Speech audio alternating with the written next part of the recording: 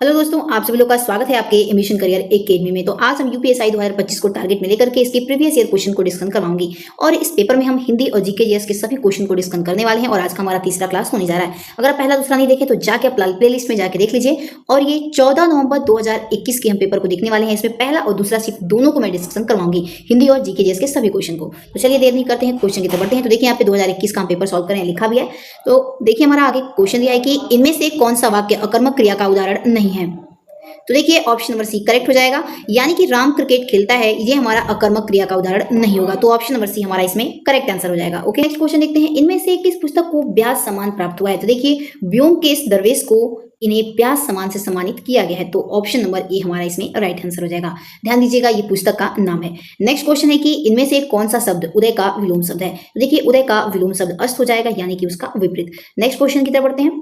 Next question आगे दिया है कि उदय प्रकाश इनमें से किस विधा से चर्चित लेखक हैं। देखिए उदय प्रकाश एक कहानी विधा के चर्चित नामी जामी एक लेखक हैं। ऑप्शन नंबर एक करेक्ट हो जाएगा। तो चलिए नेक्स्ट हमारा क्वेश्चन दिया है कि इनमें से सर्वनाम की उपयुक्त परिभाषा कौन सी है। तो देखिए संज्ञा के स्थान पर प्रयोग होने वाले शब्द को हम सर्वनाम कहते हैं। तो ऑप्शन नंबर सी हमारा बिल्कुल इसमें राइट आंसर हो जाएगा। ओके, नेक्स्ट क्वेश्चन की तरफ बढ़ते हैं। नेक्स्ट क्वेश्चन हमारा देखिए आगे दिया हुआ है, इनमें से 16 मात्राओं वाला छंद कौन सा है। तो देखिए चौपाई हमारा ये 16 मात्राओं वाला छंद होता है। तो ऑप्शन नंबर ए इसमें राइट आंसर हो जाएगा। नेक्स्ट क्वेश्चन की तरफ बढ़ते हैं। नेक्स्ट क्वेश्चन है, इनमें से किसका उच्चारण स्थान कंठ है। तो देखिए ग का उच्चारण स्थान कंठ से होता है। तो ऑप्शन नंबर बी करेक्ट हो जाएगा। नेक्स्ट क्वेश्चन है, शब्दों की आवृत्ति इनमें से किस अलंकार में होती है। तो देखिए शब्दों की आवृत्ति अनुप्रास अलंकार में होती है। ऑप्शन नंबर सी हमारा इसमें राइट आंसर हो जाएगा। क्वेश्चन देखते हैं, अगला हमारा क्वेश्चन दिया है कि यथासंभव में इनमें से कौन सा समास है। तो देखिए यथासंभव में हमारा अभिभाव समास हो जाएगा। तो ऑप्शन नंबर डी को हम करेक्ट कर देंगे। नेक्स्ट क्वेश्चन है कि प्रयत्न के आधार पर ल किस प्रकार की ध्वनि है। तो देखिए ये पार्श्विक ध्वनि होती है ल हमारी। ऑप्शन नंबर इसमें बी करेक्ट हो जाएगा। नेक्स्ट क्वेश्चन देखते हैं, अगला क्वेश्चन देखिए आगे दिया है कि इनमें से घुमक्कड़ के रूप में प्रसिद्ध लेखक कौन है। तो देखिए राहुल शंकरदयानंद, ये हमारे घुमक्कड़ प्रसिद्ध लेखक हैं। ऑप्शन नंबर ए करेक्ट हो जाएगा। नेक्स्ट क्वेश्चन हमारा देखिए आगे यहाँ पे अनसीन पैसेज दिया हुआ है, इसको आप एक बार पढ़ लीजिएगा। हम डायरेक्ट क्वेश्चन की तरफ चलते हैं। आप स्क्रीनशॉट ले लीजिए एक बार अच्छे से, उसके बाद आप इसे पढ़ लीजिएगा। तो चलिए इसके क्वेश्चन को देखते हैं। क्वेश्चन देखिए दिया है कि उपरोक्त गद्यांश के अनुसार कविता में नवीन विषयों के अभाव का मुख्य कारण क्या है। तो देखिए इसका कारण था कि श्रमहीनता की स्थिति ने मनुष्य की चिंतन शक्ति छीड़ कर दी है। तो ऑप्शन नंबर 20 में राइट आंसर हो जाएगा। नेक्स्ट क्वेश्चन है कि उपरोक्त गद्यांश के अनुसार यदि संगीत नवीन साहित्य संसार में प्रचलित नहीं हुआ तो मनुष्य पर क्या प्रभाव पड़ेगा। तो देखिए मनुष्य का इस पर वह मशीनों का गुलाम बनकर रह जाएगा, ये मनुष्य पर प्रभाव पड़ेगा। ऑप्शन नंबर डी करेक्ट हो जाएगा। नेक्स्ट क्वेश्चन है कि मनुष्यों की चिंतन शक्ति क्यों थक गई। तो देखिए निकम्मे रहकर। ऑप्शन नंबर इसमें भी राइट आंसर हो जाएगा। ओके, नेक्स्ट क्वेश्चन देखते हैं। अगला क्वेश्चन है, इनमें से कौन सा शब्द अशुद्ध है। तो देखिए हमारा पृष्ठभूमि ये हमारा अशुद्ध शब्द दिया है। ऑप्शन नंबर डी करेक्ट हो जाएगा। नेक्स्ट क्वेश्चन है, इनमें से कौन सा शब्द तत्सम है। तो देखिए जम्बूल हमारा ये तत्सम शब्द का उदाहरण यहाँ पे दिया हुआ है। ऑप्शन नंबर डी करेक्ट कर देंगे। नेक्स्ट क्वेश्चन आगे दिया है कि इनमें से कौन सा शब्द अग्नि का विलोम शब्द है। तो देखिए जल हमारा ये विलोम शब्द हो जाएगा अग्नि का। ऑप्शन नंबर डी करेक्ट होगा। ध्यान दीजिएगा उल्टा शब्द होता है विलोम का मतलब। नेक्स्ट क्वेश्चन दिया है कि जिन संज्ञाओं की विशेषताएं बताई जाती हैं उन्हें क्या कहते हैं। तो उन्हें हम विशेष्य कहते हैं। नेक्स्ट क्वेश्चन है आगे, इनमें से किस साप्ताहिक का संपादक महात्मा गांधी जी के द्वारा किया गया। तो देखिए हिंदी नवजीवन का संपादन ये महात्मा गांधी के द्वारा किया गया है। नेक्स्ट क्वेश्चन आगे दिया है कि इनमें से कौन सा शब्द वीरांगना का पुल्लिंग रूप है। तो देखिए वीरांगना का पुल्लिंग रूप वीर हो जाएगा। नेक्स्ट क्वेश्चन है कि भारतीय संविधान के अनुसार नेक्स्ट क्वेश्चन है आगे कि भारतीय संविधान के अनुसार हिंदी के साथ साथ अंग्रेजी का प्रयोग कितने वर्षों तक करने का सुझाव दिया गया था। तो 15 वर्षों तक। ऑप्शन नंबर इसमें भी हमारा एकदम राइट आंसर हो जाएगा। ओके, नेक्स्ट क्वेश्चन है कि क्रमवाचक विशेषण का उदाहरण कौन सा है। तो दूसरा है। ऑप्शन नंबर डी हमारा इसमें राइट आंसर हो जाएगा। नेक्स्ट क्वेश्चन है कि श्रृंगार रस का अस्थायी भाव कौन सा है। तो रति हमारा ये श्रृंगार रस का अस्थायी भाव होता है। ऑप्शन नंबर सी करेक्ट हो जाएगा। नेक्स्ट क्वेश्चन देखते हैं। नेक्स्ट हमारा क्वेश्चन यह है कि इनमें से हिंदी की वह चर्चित रचना कौन सी है जिस पर लोकप्रिय टीवी सीरियल बना है। तो देखिए चंद्रकांता है। तो ऑप्शन नंबर 20 में राइट आंसर हो जाएगा।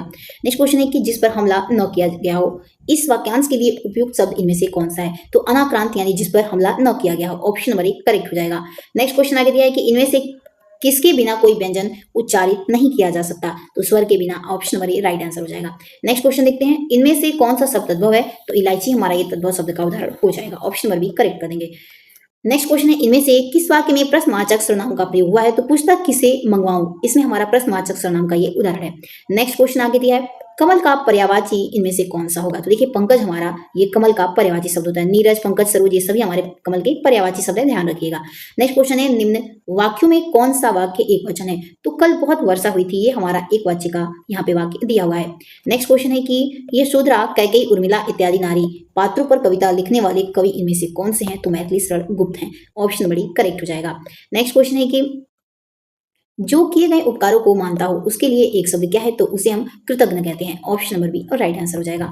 नेक्स्ट क्वेश्चन आगे दिया है इनमें से कौन सा शब्द अतिवृष्टि का विलोम शब्द है? तो अनावृष्टि हमारा ये अतिवृष्टि का उल्टा शब्द होता है। नेक्स्ट क्वेश्चन देखते हैं। नेक्स्ट क्वेश्चन हमारा आगे दिया है कि निम्नलिखित में हिंदी संस्कृत का उपसर्ग कौन सा है? तो परा हो जाएगा, यानी कि ऑप्शन नंबर डी हमारा इसमें राइट आंसर हो जाएगा।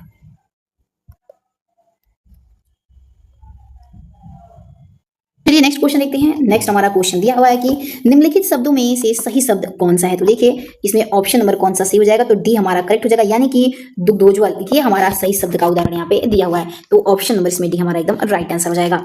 तो चलिए नेक्स्ट क्वेश्चन देखते हैं। अगला क्वेश्चन दिया है कि इनमें से कौन सा शब्द आनंद का अनिकार्थी शब्द है? तो देखिए आनंद का अनिकार्थी शब्द हमारा ये खुशी हो जाएगा।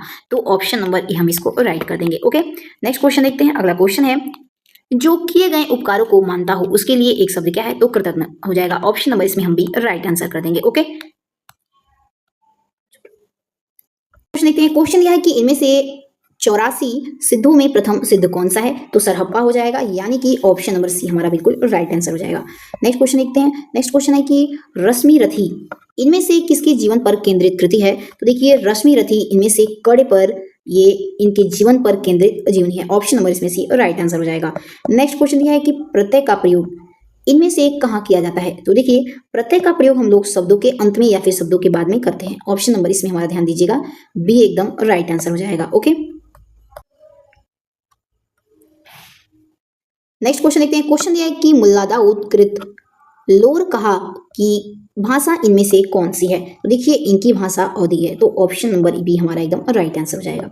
नेक्स्ट क्वेश्चन अब जो भी हम देखने वाले हैं ये हमारा यहाँ से देखिए जीएस के क्वेश्चन यहाँ से स्टार्ट होने वाले हैं। तो देखिए क्वेश्चन दिया है कि भारतीय संविधान की 7वीं अनुसूची के तहत निम्नलिखित में से कौन सा विषय और राज्य सूची में शामिल एक विषय है? पूछ रहा है कि राज्य सूची में शामिल एक विषय कौन सा है? तो देखिए इसमें स्वच्छता हमारा ये राज्य सूची में शामिल रहता है। तो ऑप्शन नंबर सी हमारा बिल्कुल राइट आंसर हो जाएगा। नेक्स्ट क्वेश्चन की तरफ बढ़ते हैं। देखिए आगे क्वेश्चन दिया है कि भारतीय खाद्य निगम ये किसके अधीन कार्य करता है? तो देखिए भारतीय खाद्य निगम ये उपभोक्ता मामले, खाद्य और सार्वजनिक वितरण मंत्रालय के अधीन ये क्या करता है? तो काम करता है। Option number B right answer हो जाएगा। नेक्स्ट क्वेश्चन है कि उत्तर प्रदेश भूमि राजस्व अधिनियम निम्नलिखित में से किस वर्ष स्थापित किया गया था? तो देखिए उत्तर प्रदेश भूमि राजस्व अधिनियम ये 1901 में इसे पारित किया गया था या फिर इसकी स्थापना की गई थी। नेक्स्ट क्वेश्चन है कि एक डिजिटल हस्ताक्षर प्रक्रिया को प्राप्तकर्ता को साझा करने के लिए किसकी आवश्यकता होती है? तो देखिए एक डिजिटल हस्ताक्षर प्रक्रिया को प्राप्तकर्ता को साझा करने के लिए उसके लिए पब्लिक की आवश्यकता होती है। तो option number D right answer हो जाएगा। नेक्स्ट क्वेश्चन देखते हैं। हाल ही में किस देश ने अंतर्राष्ट्रीय श्रम संगठन के शासी निकाय की अध्यक्षता ग्रहण की है? तो देखिए ऑप्शन नंबर इसमें करेक्ट आंसर क्या हो जाएगा? तो बी हो जाएगा, यानी कि भारत ने की है। नेक्स्ट क्वेश्चन आगे दिया है कि राष्ट्रीय सुरक्षा अधिनियम 1980 के तहत राष्ट्रीय सुरक्षा शब्द में क्या सम्मिलित नहीं है? तो देखिए राष्ट्रीय सुरक्षा शब्द में भारत के अंतर्राज्यीय जल विवाद इसमें शामिल नहीं है। तो ऑप्शन नंबर हमारा डी राइट आंसर हो जाएगा। नेक्स्ट क्वेश्चन दिया है कि भारत में सर्वोच्च न्यायालय के न्यायाधीश के लिए सेवानिवृत्ति की आयु कितनी होती है? तो देखिए उनकी आयु 65 वर्ष तक होती है। तो ऑप्शन नंबर इसमें हमारा राइट आंसर ए हो जाएगा। नेक्स्ट क्वेश्चन देखते हैं। अगला क्वेश्चन दिया है कि महानदी बेसिन में बना कौन सा बांध बाढ़ नियंत्रण के साथ जल संरक्षण को भी समाहित करता है? तो देखिए हीरा कुंड बांध ये महानदी बेसिन में बना हुआ है और ये बांध बाढ़ नियंत्रण और साथ ही साथ जल संरक्षण को भी समाहित करता है। नेक्स्ट क्वेश्चन देखते हैं। अगला क्वेश्चन है वह शासक जिसने श्रीरंगपट्टनम में स्वतंत्रता के वृक्ष यानी कि ट्री ऑफ लिबर्टी का रोपण किया और जैकबिंग क्लब का सदस्य भी बना, वो कौन था? तो देखिए वो टीपू सुल्तान था। ऑप्शन नंबर ए इसमें बिल्कुल राइट आंसर हो जाएगा।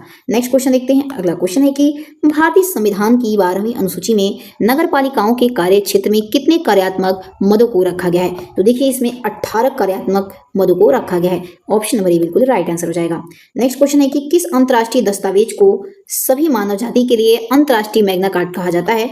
देखिए मानव अधिकारों का सार्वभौमिक घोषणा पत्र को उसे हम क्या कहते हैं? तो अंतर्राष्ट्रीय मैग्ना कार्टा कहा जाता है उसे।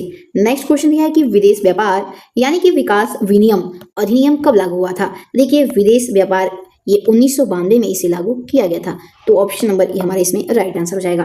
नेक्स्ट क्वेश्चन दिया है आगे कि राष्ट्रीय आपदा प्रबंधन प्राधिकरण के पदेन अध्यक्ष कौन होते हैं? तो देखिए राष्ट्रीय आपदा प्रबंधन प्राधिकरण के पदेन जो अध्यक्ष होते हैं वे भारत के प्रधानमंत्री होते हैं। Option number C right answer हो जाएगा। नेक्स्ट क्वेश्चन है कि 2002 में भारतीय संविधान में किस संवैधानिक संशोधन अधिनियम द्वारा एक नया मौलिक कर्तव्य जोड़ा गया था? तो देखिए 86वें संशोधन में। तो ऑप्शन नंबर ए इसमें राइट आंसर हो जाएगा। ओके, नेक्स्ट क्वेश्चन देखते हैं। अगला क्वेश्चन है निम्नलिखित राज्यों में भारत में चावल का प्रमुख उत्पादक कौन है? तो देखिए भारत में सबसे अधिक चावल पश्चिम बंगाल में उगाया जाता है। Option number C right answer हो जाएगा। नेक्स्ट क्वेश्चन ये है कि भू हदबंदी निम्नलिखित में से किसको संदर्भित करती है, यानी कि किसे संदर्भित करती है पूछ रहा है। तो देखिए इसमें राइट आंसर हमारा ए हो जाएगा, यानी कि ये उस अधिकतम सीमा का निर्धारण करती है जिससे अधिक कोई भी किसी भी प्रकार की भूमि नहीं रख सकता। तो ऑप्शन नंबर ए इसमें राइट आंसर हो जाएगा, उसे हम भू हदबंदी कहते हैं। ठीक है, ध्यान रखिएगा। तो चलिए नेक्स्ट क्वेश्चन की तरफ बढ़ते हैं। अगला देखिए क्वेश्चन आगे दिया हुआ है कि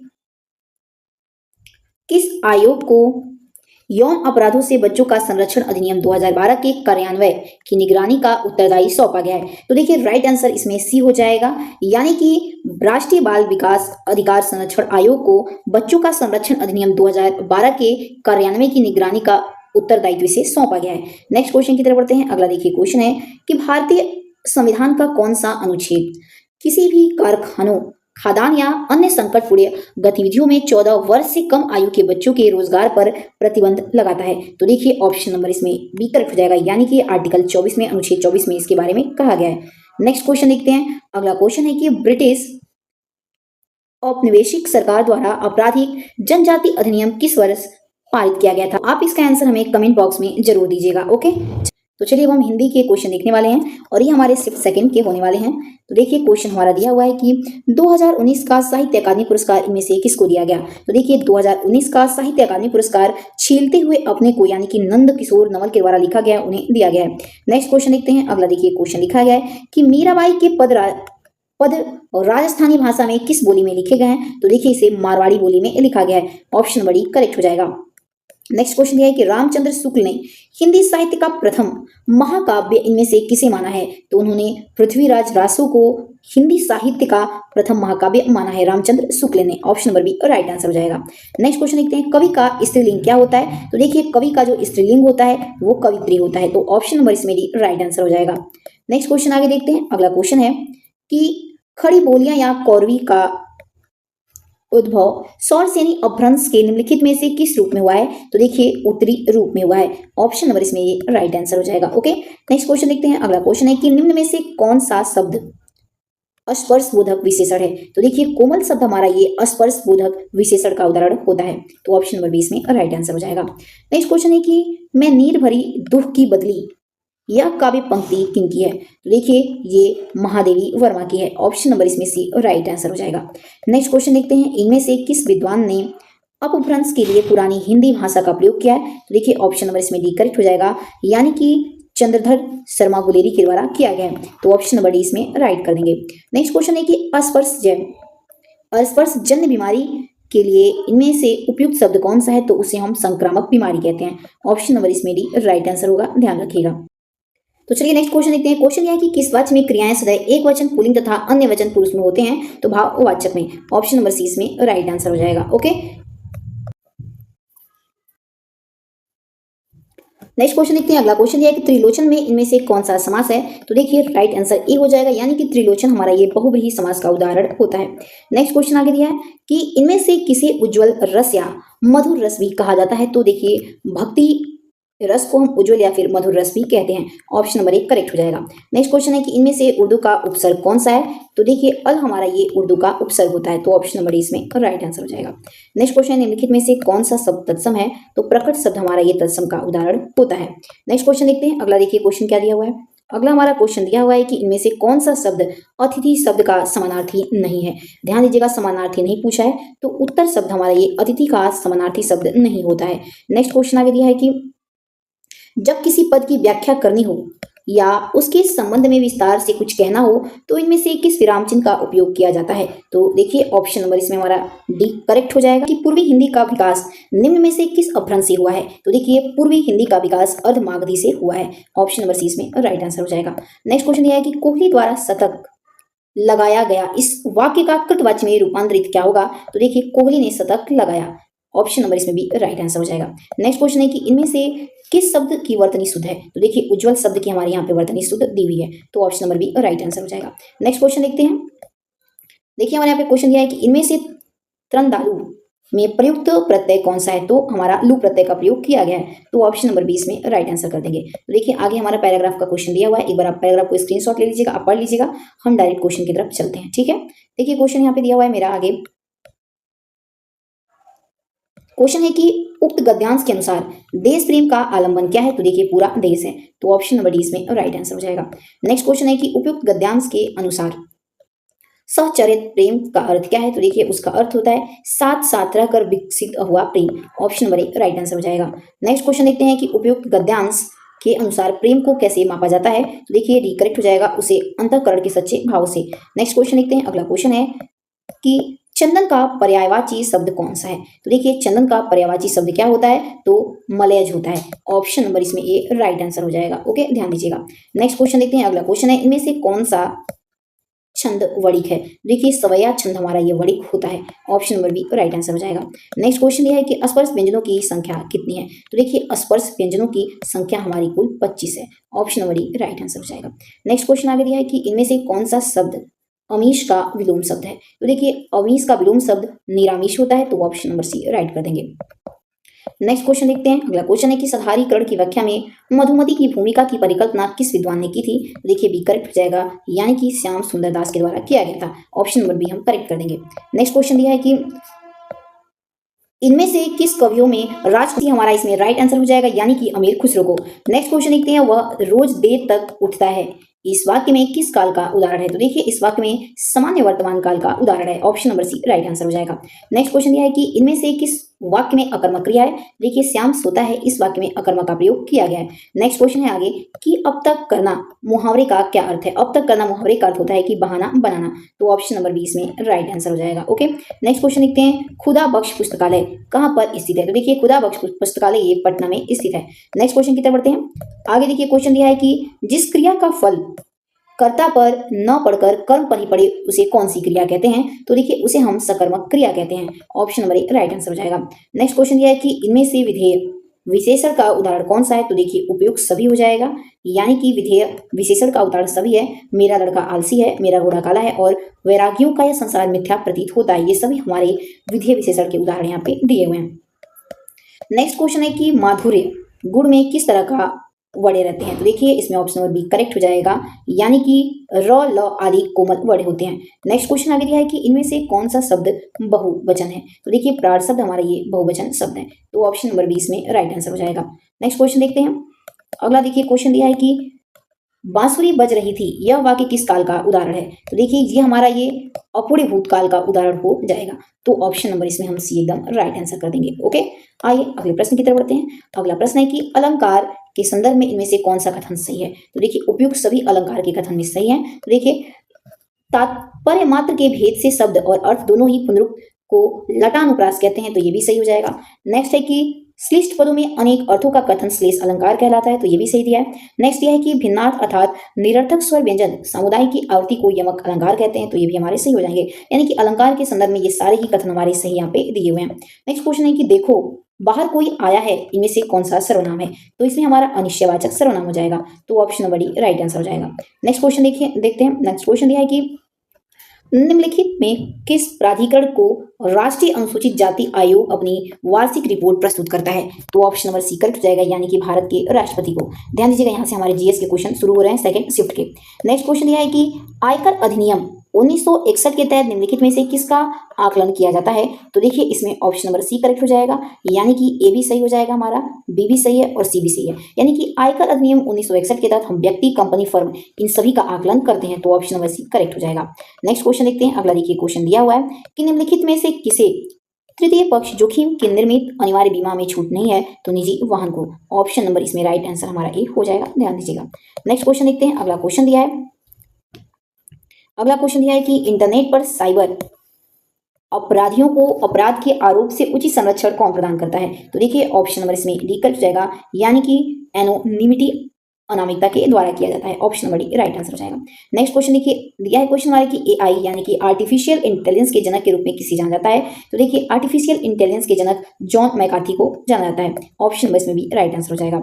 नेक्स्ट क्वेश्चन आगे दिया है कि निम्नलिखित में से कौन सी जनहित याचिका जीवन के अधिकार को संदर्भित करती है? तो राइट आंसर हमारा देखिए सी हो जाएगा, यानी कि ओगला टेलिस बनाम बॉम्बे नगर निगम ये याचिका जीवन के अधिकार यानी कि राइट टू लाइवहुड, जिसे फुटपाथ पर रहने वालों का मामला भी कहा जाता है, उसे ये संदर्भित कर रहा है। ठीक है, नेक्स्ट क्वेश्चन की तरफ बढ़ते हैं। अगला क्वेश्चन है कि भारतीय संविधान को कब अपनाया गया? तो देखिए भारतीय संविधान को 26 नवंबर सन 1949 को इसे अपनाया गया। नेक्स्ट क्वेश्चन देखते हैं। अगला क्वेश्चन दिया है कि GAVI ये इसे कब गठित एक वैश्विक टीका संबंधन यानी कि अलायंस के द्वारा अपनाया गया? तो देखिए 2000 में। ऑप्शन नंबर इसमें भी हमारा बिल्कुल राइट आंसर हो जाएगा। ओके, नेक्स्ट क्वेश्चन आगे दिया है कि भारतीय संविधान का कौन सा अनुच्छेद उच्च न्यायालयों के न्यायाधीशों द्वारा शपथ या अभिपुष्ट से संबंधित है? तो देखिए इसमें राइट आंसर भी हो जाएगा, यानी कि अनुच्छेद 219 के तहत। ऑप्शन नंबर भी हमारा राइट आंसर हो जाएगा। नेक्स्ट क्वेश्चन देखते हैं। अगला क्वेश्चन है कि किस संगठन द्वारा एक पहल रीस्किलिंग क्रांति की शुरुआत की गई थी? तो देखिए ऑप्शन नंबर इसमें ए राइट आंसर हो जाएगा, यानी कि विश्व आर्थिक मंच के द्वारा। ऑप्शन नंबर ए हमारा राइट आंसर हो जाएगा।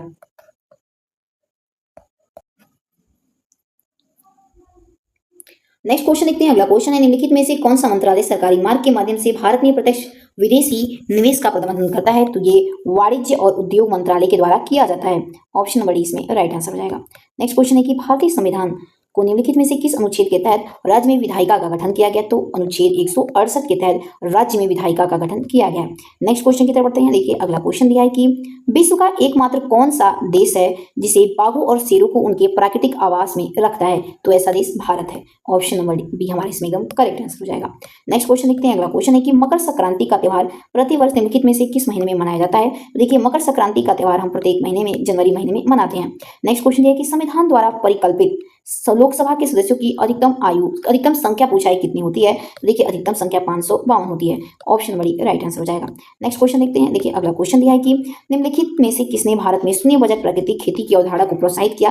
तो ये सुभाष पालेकर के द्वारा किया गया है। Option number C right answer हो जाएगा। नेक्स्ट क्वेश्चन की तरफ बढ़ते हैं। अगला क्वेश्चन है कि सार्वजनिक निजी भागीदारी यानी कि PPP योजना के लिए अधिग्रहित भूमि के लिए कम से कम भूमि सुधारकों के पूर्व सहमति की आवश्यकता होती है? तो देखिए इसमें राइट आंसर हमारा बी हो जाएगा, यानी कि 70% होती है। तो ऑप्शन नंबर बी हम इसमें राइट आंसर कर देंगे। नेक्स्ट क्वेश्चन देखते हैं। क्वेश्चन यह है कि राष्ट्रीय सुरक्षा अधिनियम को निम्नलिखित में से कौन सी धारा केंद्र सरकार और राज्य सरकार को निरोध का आदेश देने की शक्ति देती है? तो देखिए ऑप्शन नंबर सी करेक्ट हो जाएगा, यानी कि धारा 3 में ये बात कही गई है। नेक्स्ट क्वेश्चन है कि 1857 के विद्रोह के समय मुगल शासक कौन था? तो देखिए बहादुर शाह द्वितीय उस समय मुगल का शासक था। ऑप्शन नंबर बी करेक्ट हो जाएगा। नेक्स्ट क्वेश्चन है कि निम्नलिखित में से किसमें गंभीर चोट शामिल नहीं है? तो देखिए गर्भपात का कारण ये गंभीर चोट का शामिल नहीं होता है। ऑप्शन नंबर सी करेक्ट हो जाएगा। नेक्स्ट क्वेश्चन देखते हैं। अगला क्वेश्चन है कि किसके तालुका स्तर पर उसके साथ पंजीकृत प्रत्येक दस्तावेज की प्रतियों को रखता है? तो ये उप पंजीयक रखता है। ऑप्शन नंबर देखिए इसमें डी हमारा एकदम राइट आंसर हो जाएगा। नेक्स्ट क्वेश्चन देखते हैं। अगला क्वेश्चन है कि सर्वोच्च न्यायालय ने किसके मामले में मासिक धर्म के आधार पर महिलाओं के सामाजिक बहिष्कार के मुद्दों पर चर्चा की है? तो देखिए इसमें राइट आंसर हमारा ए हो जाएगा, यानी कि भारतीय युवा वकीलों का संघ इंडियन यंग्स लॉयंसी एसोसिएशन बनाम केरल राज्य के द्वारा ये किया गया है। नेक्स्ट क्वेश्चन आगे दिया है कि भारतीय संविधान निम्नलिखित में से कौन सा अनुच्छेद राज्य को समान न्याय को बढ़ावा देने और गरीबों को निःशुल्क कानूनी सहायता देने का निर्देश देता है? तो ये अनुच्छेद 39A में ये बात कही गई है। तो ऑप्शन नंबर इसमें भी राइट आंसर हो जाएगा। नेक्स्ट क्वेश्चन ये है कि भारत के उपराष्ट्रपति का चुनाव लड़ने के लिए न्यूनतम आयु कितनी होनी चाहिए? देखिए भारत के उपराष्ट्रपति का चुनाव लड़ने के लिए न्यूनतम आयु पर 35 वर्ष होनी चाहिए। नेक्स्ट क्वेश्चन है कि 1930 में डिप्रेस्ड क्लासेस एसोसिएशन की शुरुआत किसने की थी? तो देखिए डॉक्टर भीमराव अंबेडकर के द्वारा किया गया था। ऑप्शन नंबर सी इसमें राइट आंसर हो जाएगा। नेक्स्ट क्वेश्चन देखते हैं। अगला क्वेश्चन है कि स्पाइना विफ्रा नामक चर्म दोष को रोकने के लिए किस विटामिन की आवश्यकता होती है? तो देखिए ऑप्शन नंबर डी करेक्ट हो जाएगा, यानी कि फोलेट विटामिन की आवश्यकता होती है। नेक्स्ट क्वेश्चन आगे दिया है कि निम्नलिखित में से कौन सी सोशल मीडिया में स्कैप बुक नामक एक विशेषता है। तो देखिए किसमें है, तो ये फेसबुक के अंतर्गत स्कैप बुक आता है। तो देखिए इसमें हमारा ऑप्शन नंबर बी बिल्कुल राइट आंसर हो जाएगा। ओके, नेक्स्ट क्वेश्चन देखते हैं। अगला क्वेश्चन है, संयुक्त राष्ट्र पर्यावरण कार्यक्रम यानी कि यूएनईपी ने वर्ष में अपनी वैश्विक जलवायु मुकदमेबाजी रिपोर्ट यानी कि ग्लोबल क्लाइमेट लिग्रेशन रिपोर्ट कब जारी की। तो इसे 2021 में उसके द्वारा रिपोर्ट जारी किया गया है। ऑप्शन नंबर ए करेक्ट हो जाएगा। नेक्स्ट क्वेश्चन देखते हैं। अगला क्वेश्चन है कि राज्य के महाधिवक्ता के पद से हटाने की शक्ति किसके पास होती है। तो देखिए राज्य के महाधिवक्ता को पद से हटाने की शक्ति ये राज्य के राज्यपाल के पास होती है। नेक्स्ट क्वेश्चन है कि सरकार की कराधान और सार्वजनिक व्यय नीतियों को समूह रूप से क्या कहा जाता है पूछा है। तो देखिए सरकार की कराधान और सार्वजनिक न्याय नीतियों को सामूहिक रूप से हम इसे राजकोषीय नीति कहते हैं। Option number a right answer हो जाएगा। नेक्स्ट क्वेश्चन दिया है कि किस संविधान के पहले 10 संशोधनों के लिए सामूहिक नाम बिल ऑफ राइट है। तो देखिए यूएसए के संविधान के पहले 10 संशोधनों का नाम बिल ऑफ राइट है। Option number a right answer हो जाएगा। नेक्स्ट क्वेश्चन यह है कि भारत में राष्ट्रीय हरित प्राधिकरण यानी कि नेशनल ग्रीन ट्रिब्यूनल की स्थापना कब की गई थी। तो देखिए इसकी स्थापना 2010 में की गई थी, यानी कि ऑप्शन नंबर बी हमारा इसमें राइट आंसर हो जाएगा। नेक्स्ट क्वेश्चन देखते हैं। अगला क्वेश्चन है कि किसी भी बच्चों को किसके बीच काम करने की अनुमति नहीं दी जाती है। तो देखिए करेक्ट आंसर सी हो जाएगा, यानी कि 7 बजे से 8 बजे के बीच में, यानी कि 7 PM से लेकर के 8 AM तक।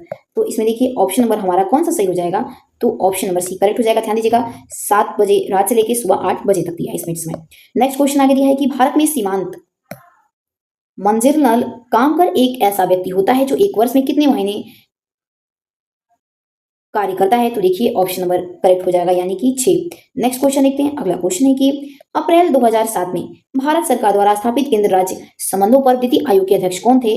तो MM पूछी थे। तो ऑप्शन नंबर इसमें बी हमारा एकदम राइट आंसर हो जाएगा। ओके, नेक्स्ट क्वेश्चन देखते हैं। अगला क्वेश्चन है कि भारत का पहला नगर निगम कब स्थापित किया गया। तो देखिए भारत का पहला नगर निगम 1688 में से स्थापित किया गया था। नेक्स्ट क्वेश्चन है कि प्रेयरी में शीतोष्ण घास के मैदान ये कहां पर पाए जाते हैं। तो ये उत्तरी अमेरिका में पाए जाते हैं। Option number a right answer हो जाएगा।